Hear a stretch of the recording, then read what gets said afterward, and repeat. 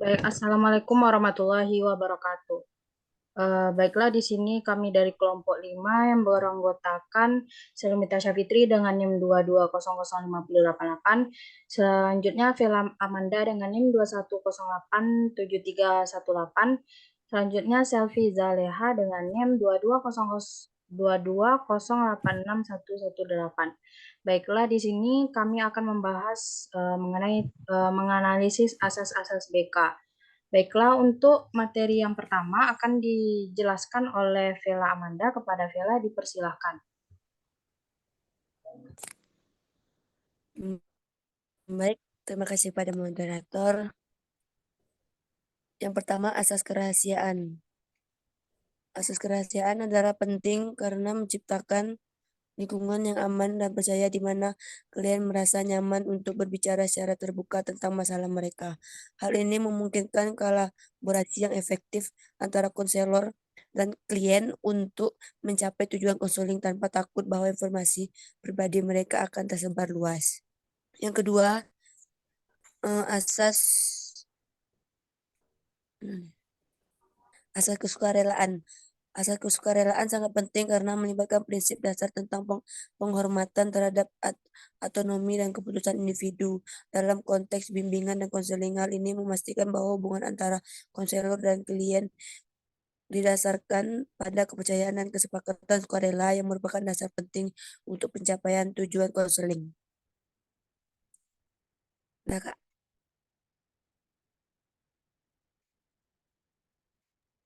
Baik, terima kasih kepada Vela. Selanjutnya materi mengenai eh, asas keterbukaan. Asas keterbukaan adalah salah satu prinsip utama dalam bimbingan dan konseling yang mengacu pada keselarasan dan kejujuran konselor dalam hubungan dengan klien. Contoh, ada seorang konseli yang memiliki sifat tertutup. Sebagai konselor, kita harus dapat mengubah konseling untuk berbicara secara terbuka dan tidak berpura-pura dalam menceritakan masalah pribadinya, sehingga konseli dapat berbicara jujur dan merasa nyaman dalam menyampaikan masalahnya. Uh, Asas keterbukaan ini mencakup beberapa komponen penting, yaitu yang pertama, kejujuran diri sendiri. Ini maksudnya konselor diharapkan untuk bersikap jujur dan autentik dalam hubungannya dengan klien. Ini berarti mereka harus mengungkapkan perasaan, pemikiran, dan sikap secara terbuka. Yang kedua yaitu keselarasan. Keterbukaan juga melibatkan keselarasan antara kata-kata, tindakan, dan sikap konselor. Konselor harus bersikap konsisten dan terbuka dalam perilaku mereka. Yang keempat yaitu refleksi diri. Konselor juga harus melakukan refleksi diri secara teratur untuk memahami dan mengelola perasaan, prasangka, atau masalah pribadi yang mungkin memengaruhi kualitas konseling. Yang kelima yaitu penerimaan utuh atau unconditional positive regard, yang artinya keterbukaan menciptakan lingkungan di mana konselor menerima klien dengan penuh penghargaan, bahkan jika mereka memiliki pandangan atau nilai yang berbeda. Asas keterbukaan berperan penting dalam membangun hubungan yang kuat dan efektif antara konselor dan klien. Ini membantu klien merasa didengar dan diterima, yang ada gilirannya mendukung pertumbuhan pemahaman diri dan perubahan sikap yang positif dalam proses bimbingan dan konseling. Yang selanjutnya yaitu asas kegiatan. Asas kegiatan adalah dalam bimbingan dan konseling mengacu pada pendekatan yang aktif dan terarah yang diambil oleh konselor dalam membantu klien mencapai tujuan mereka. Ya, sebagai contoh yaitu seorang konselor harus bias atau membantu suatu program kegiatan seperti ospek maba maupun mos dalam mahasiswa siswa baru agar konseli atau peserta didik dapat mengenali lingkungan yang baru serta mampu untuk menyesuaikan dirinya dengan lingkungan yang baru. Asas kegiatan ini mencakup beberapa elemen penting, yaitu yang pertama tujuan yang didefinisikan. Yang ini artinya konselor dan klien bekerja sama untuk mendefinisikan tujuan yang jelas dan terukur dalam proses konseling. Tujuan ini akan membimbing kegiatan selanjutnya. Yang kedua yaitu mengenai intervensi terencana. Ini maksudnya yaitu konselor menggunakan metode dan teknik yang relevan dan sesuai dengan kebutuhan klien untuk mencapai tujuan konseling. Ini dapat mencakup berbagai kegiatan seperti wawancara, penilaian tes, atau pendekatan terapi tertentu. Yang ketiga yaitu evaluasi dan reevaluasi. Ini maksudnya konselor secara teratur mengevaluasi kemajuan klien terhadap tujuan mereka dan jika perlu melakukan perubahan dalam pendekatan atau metode yang digunakan. Yang keempat yaitu kerjasama. Konselor dan klien berkolaborasi dalam proses konseling. Klien diarahkan untuk mengambil peran aktif dalam perubahan diri mereka dan untuk memahami dan mengatasi masalah mereka. Yang kelima yaitu pertimbangan etika. Asas kegiatan juga mencakup pertimbangan etika. Konselor harus memastikan bahwa kegiatan yang mereka lakukan selaras dengan kode etik profesi dan menjaga kerahasiaan informasi dari klien. Asas kegiatan dalam BK adalah penting karena membantu menciptakan proses konseling yang terstruktur dan terarah. Ini membantu klien dalam mencapai tujuan mereka dan memberikan panduan kepada konselor dalam menyediakan dukungan yang sesuai. Baiklah, untuk materi selanjutnya akan dilanjutkan oleh Selvi. Kepada Selvi dipersilahkan.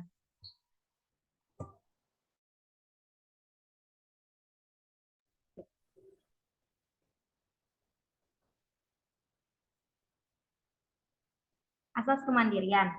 Asas kemandirian atau autonomi adalah prinsip penting dalam bimbingan konseling dan mengakui dan menghormati hak individu untuk membuat keputusan tentang hidup mereka sendiri. Contoh, ada seorang konseli yang cacat fisik dating pada kita. Dia menceritakan bahwa dia tidak memiliki semangat untuk meneruskan hidupnya. Sebagai konselor yang profesional, kita harus menumbuhkan rasa semangat hidup dengan cara memberikan pemahaman agar konseli tersebut mengenal dan menerima dirinya dan lingkungan dan mampu mengambil sebuah keputusan agar konseli tersebut menjadi diri yang mandiri. Beberapa poin kunci terkait asas kemandirian adalah hak untuk membuat keputusan. Prinsip kemandirian menekankan hak individu untuk membuat keputusan tentang diri mereka sendiri, termasuk keputusan yang terkait dengan proses konseling dan perubahan dalam hidup mereka. 2. Pendukung dalam pengambilan keputusan. Meskipun individu memiliki hak untuk membuat keputusan, konselor dapat memberikan dukungan informasi dan pemahaman yang dibutuhkan agar klien dapat membuat keputusan yang informasi dan beralasan. 3. Kerjasama. Asas ini menciptakan kerjasama antar konselor dan klien. Konselor tidak memaksakan pandangan atau solusi mereka kepada klien, melainkan mendukung klien dalam mengeksplorasi opsi dan mencapai keputusan yang sesuai dengan nilai dan tujuan mereka. 4. Penerimaan terhadap keputusan. Konselor harus menghormati keputusan yang diambil oleh klien. Bahkan jika konselor mungkin tidak selalu setuju dengan keputusan tersebut. Kemudian 5. Penyuluhan dan edukasi. Konselor dapat memberikan informasi dan pendidikan kepada klien, memungkinkan mereka membuat keputusan dan yang lebih terinformasi dan beralasan. Asas kemandirian adalah esensial karena menghormati otonomi dan integritas individu. Memungkinkan klien merasa proses konseling untuk merasa bahwa ini juga menciptakan dasar untuk kolaborasi yang efektif antara konselor dan klien dalam mencapai tujuan konseling. Kemudian asas kekinian. Dalam bimbingan konseling, BK merujuk pada pentingnya konselor untuk tetap terkini dan relevan dalam praktik mereka. Dalam konteks asas kekinian, beberapa hal yang perlu dipertimbangkan adalah pemahaman terhadap perkembangan terkini. Konselor harus memperbarui pengetahuan mereka dengan perkembangan terkini dalam psikologi, ilmu sosial, dan metode terapi. Memungkinkan mereka untuk menggunakan pendekatan yang didasarkan pada penelitian terbaru dan pemahaman yang lebih mendalam tentang masalah klien. Kecakapan teknologi.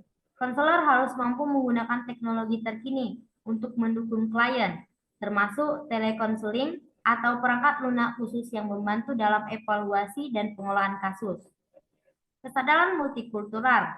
Asas kekinian juga mencakup pemahaman yang lebih baik tentang budaya, keragaman, dan isu-isu sosial yang relevan dalam praktik.